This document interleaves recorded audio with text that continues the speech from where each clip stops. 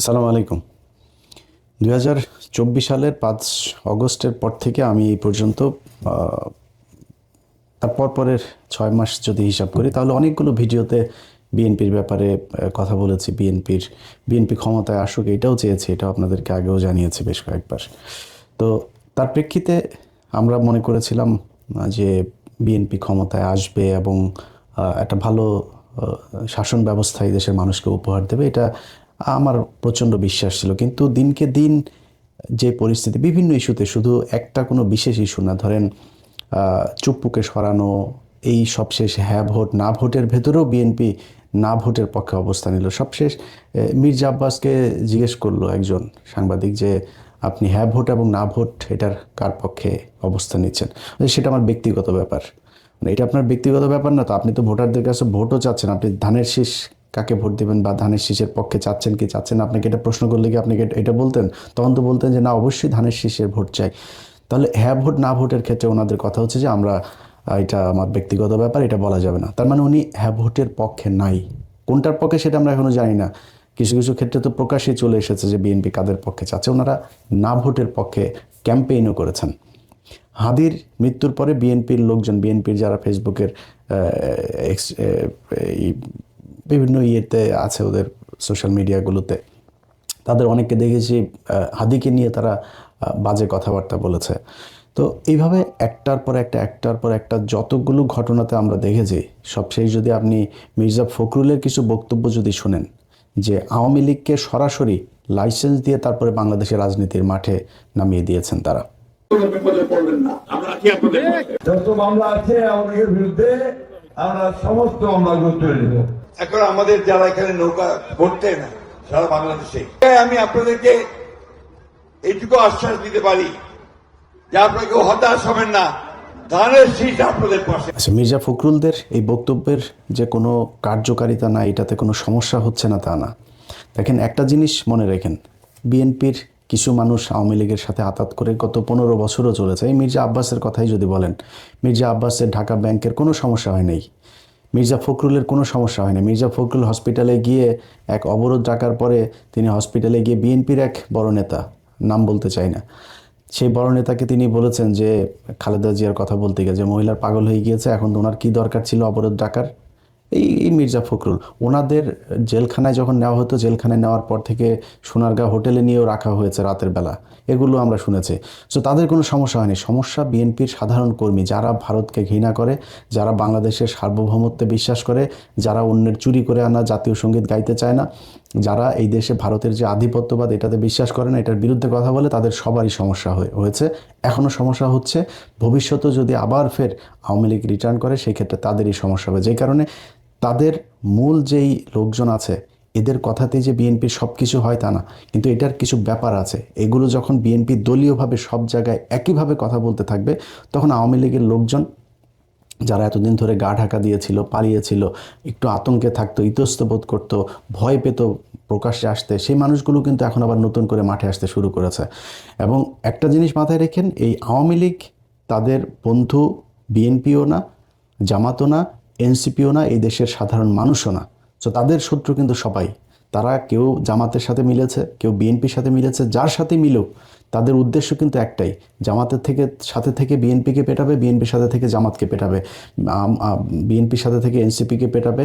এগুলো হচ্ছে তাদের মূল টার্গেট এবং সেটাই হচ্ছে। আমি বিশ্বাস করি গত কালকের যে ঘটনা, রেজাউল করিম যিনি মারা গেলেন শেরপুরে, এই ব্যক্তিকে যেভাবে ইট মাথায় নিয়ে উপরে তুলে তারপরে তাকে যেভাবে পেটানো হলো, কোপানো হলো, এটা বিএনপি করে, বিএনপির লোকজনের কাজ এটা না। বিএনপি জীবনও এত হিংস্র হইতে পারে। নিজের চোখের সামনে দেখা হরতাল তো দেখে এসছে।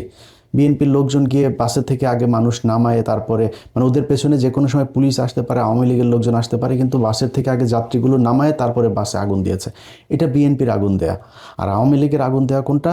মানুষকে বাসের ভেতরে রেখে গান পাউডার দিয়ে মারা। এটা সেই আজকে থেকে না, সেই 1996-এর আগে থেকে তারা এগুলো শুরু করেছে। এখনও তারা এগুলো সারা জীবন তারা এগুলোই করবে।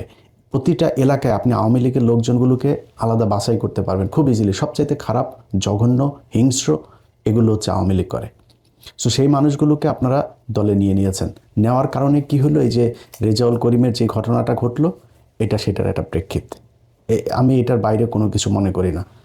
গত কয়েকদিনে জামাত ইসলামের অনেক মানুষই তো আছেন যে জামাত ইসলামের কেন নারীদেরকে কেন সামনে রাখা হয় না, নারীদেরকে নির্বাচন করতে দেওয়া হয় নাই কেন, নারীদেরকে বাইরে আসতে দেওয়া হয় না কেন, এটার বিরুদ্ধে কেন জামাতে, নারীদের বিরুদ্ধে যারা এই অধিকারের কথা যারা বলে, সেই মানুষগুলোর একজন ক্যান্ডিডেট হওয়া তো বহু পরের কথা, একজন সাধারণ কর্মী হিসাবে মানুষের বাড়িতে বাড়িতে গিয়ে তারপরে তাদেরকে দাওয়াত দিচ্ছে, তাদেরকে ভোট চাচ্ছে। এইটার জন্য তাদের শরীর থেকে ওড়না খুলে ফেলা হয়েছে, হিজাব খুলে ফেলা হয়েছে, তারপরে পেটে লাথি মারা হয়েছে। এ পর্যন্ত 2টা ভিডিও আমার চোখে পড়েছে। আমি বলতে চাচ্ছি আমার বিএনপির নেতৃবৃন্দ ওই জামাতের মেয়েদের ছায়া খুঁজে দেবে বলে দিলাম।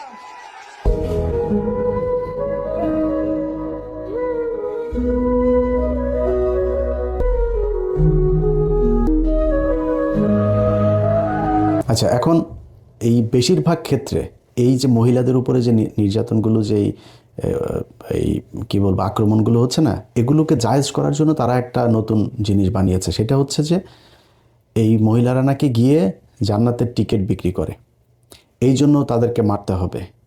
1 নম্বর কথা হয়েছে যে কোরআন, এই পুরো কোরআনটা একটা রাজনীতি। আপনার রাষ্ট্র শাসন ব্যবস্থা, রাষ্ট্র কিভাবে চলবে, সব কিছুই কোরআনের মধ্যে আছে। আপনি যদি কোরআন পড়েন, কোরআনের একদম শুরুর দিকের, একদম শুরু প্রাথমিক যে আয়াতগুলো নাজিল হয়েছে, সেই আয়াতগুলোতে শুধু মানুষকে আপনার করা হয়েছে যে তাওহীদের বর্ণনা দেওয়া হয়েছে, দাওয়াত দেওয়া হয়েছে, তাদেরকে এনকারেজ করা হয়েছে, জান্নাতের সুসংবাদ জানানো হয়েছে, আল্লাহকে কেন বিশ্বাস করতে হবে, এইসব বিষয়ে কথা বলা হয়েছে।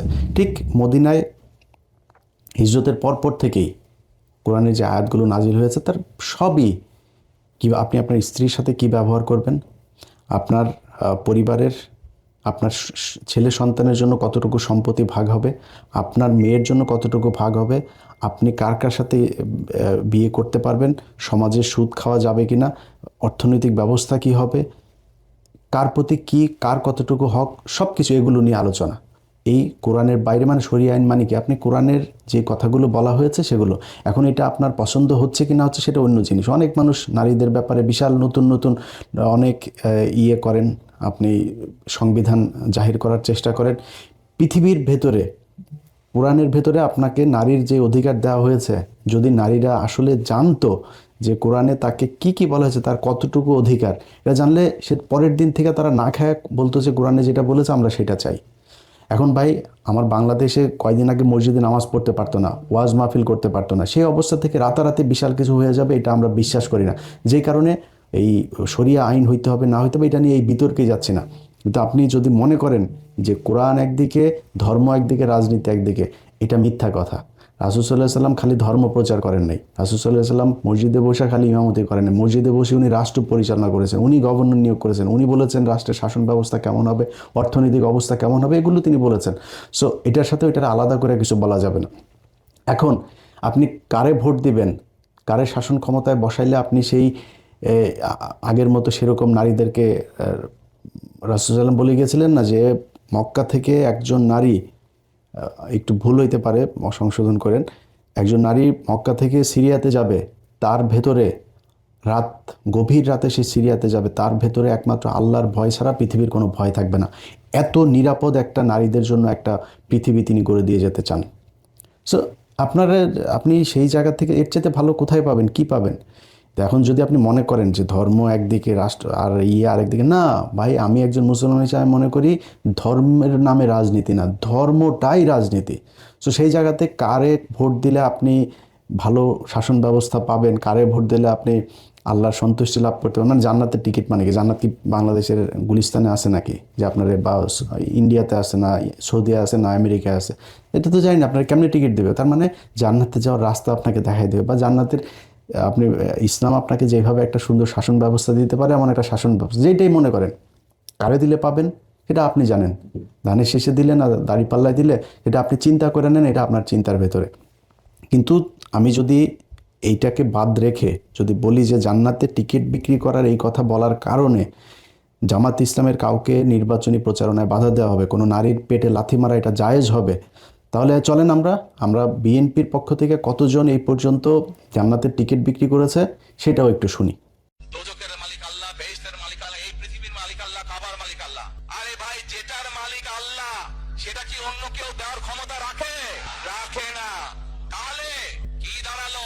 তাহলে সমাজকে শান্ত রাখার জন্য জিয়া রহমান কি করেছেন? দেখো আমাদের খালেদা জিয়া কি করেছেন।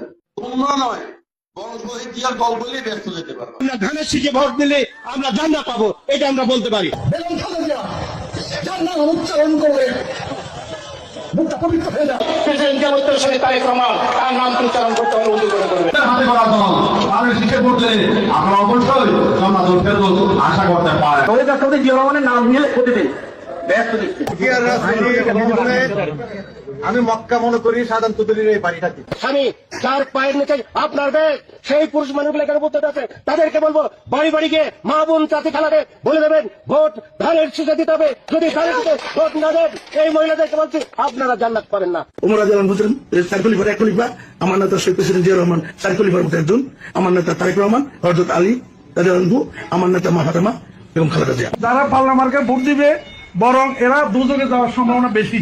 তো বিভিন্ন বাড়িতে যাইয়া আমাদের ধানের শীষের পক্ষে কথা বলবে। এটা শহীদ রাষ্ট্রপতি জিয়া রহমানের মার্কা, এটা আল্লাহ প্রদত্ত মার্কা। মদিনা ইসলামের চর্চা করি, আমরা মদিনা ইসলামে বিশ্বাস করি। শরিয়া আইনের ব্যাপারে ওটা বলেছে কিন্তু যে আমরা শরিয়া আইনে বিশ্বাস করি না।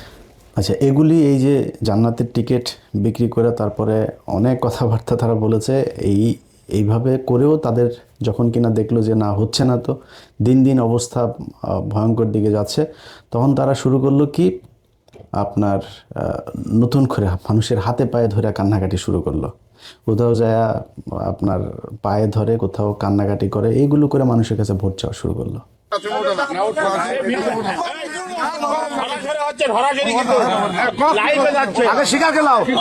আমাদের সাথে ধানের শীষের পক্ষে আছেন কিনা, বাবু চেয়ারম্যানের মতো লোক ফাঁক করছে, ধানের শীষের পক্ষে আছেন কিনা সেটা কো না, উঠো উঠালো আগে শুধু পক্ষে আছেন তো আলহামদুলিল্লাহ।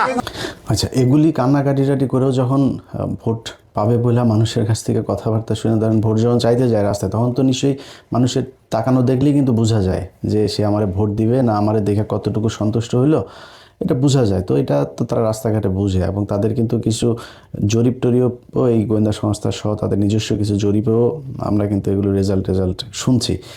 পরিস্থিতি খুব একটা ভালো না, বিএনপির জন্য খুব একটা সুখকর না। আমরা চেয়েছিলাম বিএনপি ক্ষমতায় আসুক, তারা সেই মাঠ নিজেরা নিজেদের চাঁদাবাজি, দখলবাজি, মানুষের উপরে অত্যাচার, মামলা বাণিজ্য এসব করে তারপরে তারা এই ভোট নষ্ট করেছে। তো পরে কি করলো, এখন নতুন করে তারা যেটা শুরু করেছে একটা মিথ্যাচার। সেই আওয়ামী লীগ যেই স্টাইলে আপনার রাজনীতি করত, প্রতিটা জায়গায় বিএনপি তাদের এই আওয়ামী লীগের অবস্থানটা নিয়ে আমরা এই গতকালকে আপনারা দেখেছেন যে এক জায়গায় বলছে যে জামাতের একজন নেতা তিনি টাকা দিতে গিয়েছেন, তাকে সহই ভিডিও করা হয়েছে, টাকা দিতে গিয়েছেন ভদ্রলোক, এই লোকটা আসলে ওইখানে দেখলো সব এদের লোকজন ওইখানে তারা একটা বিপদে ফেলার জন্য করছে, সে চুপচাপ করে চলে আসছে। পেছনে থেকে অনেকগুলো লোক একসাথে এইভাবে টাকা বের করে দেখাচ্ছে যে এই যে তারা হচ্ছে গিয়ে টাকা দিতে যাচ্ছিল, তারা টাকা নেয়নি। তো আমি ভিডিওটা প্রথম দেখাই না, আমি একটু অবাক হলাম যে বাংলাদেশে এত ভালো মানুষ হয়ে গিয়েছে যে তাদেরকে টাকা দিচ্ছে, আর সবাই এসে সেই টাকা নিয়ে এসে এরপরে আর সবগুলো মানুষ একই সাথে, ধরেন জামাত যদি কাউকে টাকা দেয় গোপনে গিয়ে ঘরে গিয়ে আর টাকা দেবে হচ্ছে রাতের বেলা, যেটা আমাদের দেশে আমরা বিভিন্ন সময় দেখেছি। এই টাকা দেওয়ার রাজনীতি তো বহুদিন ধরে চলছে। তারা ঘরে রাতে গিয়ে টাকা দিয়ে আসবে, দিনের বেলা টাকা দিচ্ছে, আর সব মানুষকে একসাথ করে তারপরে তারা এইভাবে টাকা দিচ্ছে। অবাক হইলাম। পরে জানা গেল কি ওইখানে ইউনিয়ন যুব দলের নেতা একজন আর স্বেচ্ছাসেবক দলের নেতা একজন, এই দুইজন সেখানে থেকে এই ওদের নিজেদের, এবং সেখানে তারা যে তাদের হাতে টাকা দিচ্ছে সেটাও আবার এই ভিডিওতে দেখা গেছে। যে টাকা দিচ্ছে সে হলো ইউনিয়ন যুব দলের একজন নেতা, সে টাকা দিয়ে তারপরে এই জামাতের লোকটা এসছে ওদের এলাকাতে, যেখানে ধরেন বিএনপির ভোট আছে একটু বেশি ওদের এলাকার ভেতরে, সেখানে তারা ওইভাবে পেয়ে তারপরে এইভাবে নাজেহাল করলো। সেই ভিডিওটা আপনারা দেখেছেন।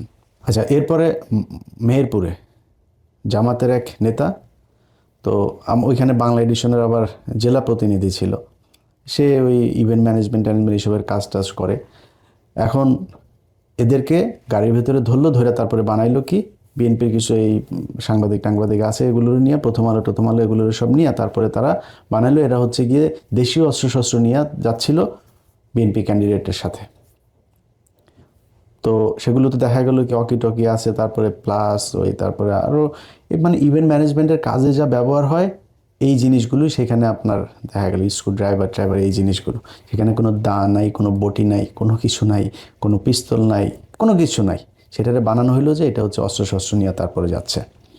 তারপরে তাদেরকে প্রায় 8 ঘন্টা আটকায় রাখার পরে যখন বুঝলো যে না এটা আসলে একটা ষড়যন্ত্র, এখানে একজন পুলিশের এসআই এটার মূল গেমটা করেছে ওদের সাথে মিলে, তারপর সেনাবাহিনী এটা করে দেখলো যে না এরকম কোনো কিছু না, তাদেরকে ছাড়া হলো। কিন্তু মাঝখান দিয়ে কিন্তু নিউজ কিন্তু সারা বাংলাদেশের সব গণমাধ্যম একসাথে একদম নিউজ করে ফেললো, কারণ মিডিয়া তো সবই এখনও তাদের দখলে আছে। এরপরে সবশেষ ঘটলো চরমোনাইর এক মহিলাকে, হাত পাকার এক মহিলাকে ভোলাতে আপনার করলো। বলা হলো যে ওই যে এতদিন ধরে যে জামাতের মেয়েদের উপরে মহিলাদের উপরে যে মারামারি আক্রমণ হচ্ছে না, এটারে জায়েজ করার জন্য, কিছুটা হালকা করার জন্য তারা এক নতুন নাটক সাজালো। চরমোনাইয়ের এক মহিলাকে জামাতের নেতারা আপনার ধরে পিটিয়েছে। তো সেই ভিডিওটা আপনারা নিশ্চয়ই সোশ্যাল মিডিয়াতে দেখেছেন। সেই ভিডিও দেখার আপনারা বলেন যে ভিডিওটা আপনারা দেখছেন, এই ভিডিওর মাঝখানে কোনো জায়গায় আপনি দেখেছেন যে জামাতের কোনো নেতা, এখানে দুইটা পক্ষ, একা যে ব্যক্তি সেই ব্যক্তি সম্ভবত চরমোনাই, বা মানে দুইটা পক্ষের এক পক্ষ জামাত এক পক্ষ চরমোনাই, আমি এটা কনফার্ম হইতে পারিনি যে কোন পক্ষ কোনটা, কিন্তু যেই পক্ষই হোক মারামারিটা যে সেখানে হচ্ছে, সেই মারামারির ভেতরে পুরুষ, এখানে কোনো নারী নেই, কোনো নারীর উপরে কেউ গায়ে হাত তোলে নাই। অথচ সারা দেশের সব গণমাধ্যম একসাথে ছড়াইলো কি যে এই জামাতের নেতারা কর্মীরা চরমোনাইয়ের হাত পাখার নারীর উপরে হামলা। ভাই আপনি তো ভিডিও দিচ্ছেন, আপনি নিউজে যে ভিডিওটা দিচ্ছেন সেইখানেই তো আপনি দেখছেন যে এটা যে কোনো নারীর উপরে হামলা হয় নাই, অথচ সেটা করলেন। কিন্তু জামাত ইসলামের যে নারীদের পেটে লাথি মারা হইলো, বুরকাকে টেনে খুলে ফেলা হইলো, তাদেরকে কিন্তু এই নিউজ কিন্তু বাংলাদেশের গণমাধ্যম করে নাই, এটা নিয়ে কোনো আলাপ আলোচনাও নাই। আপনার সাদ্দামের আপনার এই যে বাগেরহাটে জেলখানায় নিয়ে যাওয়া হলো, সেখানে পরে জানলাম সাদ্দামের যেই স্ত্রীকে বলছে যে স্বামীর শোকে স্বামীকে বের করতে না পেরে তারপরে তিনি বাচ্চাকে নিয়ে মারা গিয়েছেন। আসলে কারা মেরেছে সেটা একটা বড় প্রশ্ন। আরেকটা প্রশ্ন হচ্ছে যে সাদ্দাম বহু আগে থেকেই দুশ্চরিত্র, এবং এই স্ত্রীর সাথে তার সম্পর্ক খুব খারাপ ছিল, তার পরিবারের সম্পর্ক খুব খারাপ ছিল। আর তার আগের যে স্ত্রীরা ছিল তার সম্ভবত এই জাতীয় পার্টির এক নেতার মেয়েও তার স্ত্রী ছিল অনেক আগে, তারপরে আরও তার এমনি গার্লফ্রেন্ড এগুলো নিয়ে তার এলাকায় তার বিরুদ্ধে হত্যা মামলা আছে। এই আওয়ামী লীগের সময় সে মানুষকে হত্যা করেছে। সেই লোকের মহিলার অর্থাৎ পরিবার, এই সাদ্দামের পরিবার, ছাত্রলীগের যে নেতা, তার পরিবারই তার বউকে ঘরে জায়গা দিতে চায় নাই, নানান সমস্যা চলছিল, সেগুলো নিয়ে সে মানে পারিবারিক কলহে সে মারা গেল। তারপরে হলো গিয়া তার লাশ আনতে দেয় নাই, তার এই প্যারোলে মুক্তি দেয়নি। প্যারোলে মুক্তির আপনি সময় মতো আবেদন না করলে আপনারা মুক্তি দেবে কেমনে? আপনারা যদি দেখাইতেই না চাইতো, আপনাকে নিয়ে এসে আনার চাইতে আপনার কাছে জেলখানায় নিয়ে গিয়েছে। সরকারের যদি আন্তরিকতা না থাকতো তাহলে আপনারা জেলখানায়, হাসিনার মতো অমানুষ হইলে আপনারা মানুষের লাশ দেন নাই, আপনারা জেলখানায় নিয়ে গিয়েছে আপনার স্বামী স্ত্রীকে। এই বাংলাদেশে বহু মানুষ তার স্ত্রী সন্তান, অনেকের বাবা, তাদেরকে শেষ দেখা। ইলিয়াস আলী তার স্ত্রী দেখতে পেরেছে নাকি না, সবশেষ লাশ দেখতে পেরেছে? আপনারা তো জেলখানায় নিয়ে লাশ দেখানো হয়েছে, সেইটার এক বিশাল আওয়াজ তুলে তারপরে তার জামিন দেওয়া। এখন জামিন দেওয়ার পরে সে তো কালকে মানুষ মারবে, ওর তো পেশাদার খুনি সে, তারা আপনি ঠেকাবেন কিভাবে? এগুলো করা হচ্ছে। এইভাবে মিডিয়াকে কাজে লাগায় তারপরে জামাতের বিরুদ্ধে তারা যেই মানে নোংরা একটা রাজনীতি শুরু করেছে, মানুষ মারার যে রাজনীতি শুরু করেছে, এটাতে কিন্তু ভাই ভোট কম বাড়ছে না আপনাদের। আমি একটা জিনিস বললাম, নির্বাচনের এই আগের দিন থেকে 2024 সালের 5ই আগস্ট পর্যন্ত আপনি প্রতিদিন যদি মাপেন, প্রতিটা সেকেন্ডে বিএনপি ক্ষতিগ্রস্ত হয়েছে, প্রতি সেকেন্ডে নিজেরা নিজেদেরকে ক্ষতিগ্রস্ত করেছে। চাঁদাবাজি, ধান্দাবাজি, খুন, মামলা বাণিজ্য থেকে শুরু করে যা আছে, আপনি এলাকার কোনো মানুষ যারা সরাসরি রাজনীতির সাথে জড়িত না, এখন সোশ্যাল মিডিয়া অনেক ভিডিওতে দেখা যায় যে এক জায়গায় গিয়েছে, ওই নাসিরউদ্দিন পাটোয়ারি এক জায়গায় গিয়েছে, আর মহিলারা বলছে হ্যাঁ আমরা সবাই ধানের শীষ। ভাই আপনি তো ধানের শীষ, এটা তো আমরা জানি, বাট একজন গৃহকর্মী যে কিনা সাধারণ ভোটার আপনার ওইখানে, তার ঘরে যায় তারপর শুনে আসেন যে আপনার মির্জা আব্বাসকে কতটুকু পছন্দ করে। আপনাদের মির্জা আব্বাস বলছে যে তিনি হইল গিয়া এই এলাকার বহু পরিচিত লোক, আর নাসিরুদ্দিন পাটোয়ারি এখানে উড়ে এসে জুড়ে বসেছেন। ভাই আপনি বহু পরিচিত লোক দেখেই তো আপনি ভোট পাবেন না, কারণ আপনি 2001 থেকে 2006 এমপি ছিলেন, আমরা দেখেছি। ওই মালিবাগের লোক, মৌচাকের লোক, খিলগাঁয়ের লোক, শান্তিবাগের লোক, রাজারবাগের লোক সবাই দেখেছে যে আপনি কি পরিমাণে চাঁদাবাজি করেন। আপনার লোক এখনও চাঁদাবাজি করছে, এটা মানুষ দেখছে, এই জন্য আপনি ভোট পাবেন না। নীরব বিপ্লব ঘটে যাবে এই দেশের ভোটের মাঠে। শুধু একটা কথা বলে রাখলাম, এই দেশের বহু আপনাদের অনেক বিশেষজ্ঞরা আছে না, যারা এখন জামাতকে 25টা আসন দিচ্ছে আর বিএনপি 350 আসন পাবে, এরকম জরিপ টরিপ হচ্ছে না। এই জরিপ আমরা ডাকসু নির্বাচনের সময় দেখেছি। ওই ডাকসু নির্বাচনের আগে দিয়ে আমরা বলেছিলাম যেটা, সেটাই হয়েছে, সামনেও সেটাই হবে। আমরা চাই ভাই, খুব বেশি গ্যাঞ্জাম লাগাইতে চাই না, কোনো কারোর পক্ষে একদম সরাসরি অংশ নিতে চাই না, কিন্তু আমরা কিন্তু ভাই ধান্দাবাজি করার জন্য এই 6 বছর এইভাবে একদম নিজের পরিবার, নিজের জীবন বিপন্ন করে তারপর আওয়ামী লীগের বিরুদ্ধে কথা বলি নাই। আমার কটা টাকা পয়সা দিয়ে তারপরে কারোর পক্ষে বলাবেন যেটা অনৈতিক কথা, অবিচার, সেটার পক্ষে কথা বলেন, এটা আমারে দেওয়া হবে না। সো আপনারা বাধ্য করছেন এগুলো নিয়ে কথা বলাইতে, আলোচনায় আসতে, এটা কিন্তু আপনাদের ভোট নষ্ট হচ্ছে। সো সাবধান হয়ে যান। যদি সাবধান না হন, সেক্ষেত্রে 12 তারিখ আসতে আসতে যেভাবে গ্র্যাজুয়ালি আপনারা ডাউনে গিয়েছেন না, আস্তে আস্তে যাইতে থাকবেন, যায় দেখবেন যে পরিস্থিতি খুবই ভয়ঙ্কর। সেইখান থেকে বের হয়ে আসতে পারবেন কিনা, বাংলাদেশের মানুষ কিন্তু এখন কথা বলতে পারে। বাংলাদেশের মানুষ যা দরকার সেটা তার মুখ থেকে সে বলে আদায় করার মতো সেই ক্ষমতা, সেই সাহস কিন্তু তার এখন আছে। আগের এই হাসিনার সময় না, 2018 সাল আর 24 সালের নির্বাচনের মতো এই দেশে আরেকটা নির্বাচন করতে পারবেন না। আপনি নির্বাচনে ভোট পাবেন, ভোটার আপনাকে ভোট দেবে, দেওয়ার জন্য যা যা করা দরকার সেটা করেন। এইসব মিথ্যা কথাবার্তা, প্রোপাগান্ডা ছড়ায়, মানুষকে নাটক টাটক করে এগুলো করে জিতে পারবেন না। আল্লাহ হাফেজ।